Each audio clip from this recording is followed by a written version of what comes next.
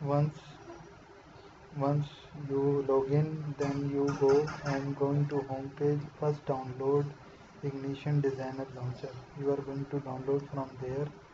Here is Ignition Designer launcher, and it is there for downloading.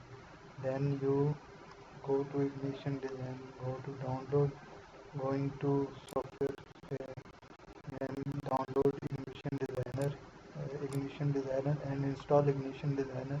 And first it is only install and see, otherwise it will not working. You will install it from there and going to install next and install it.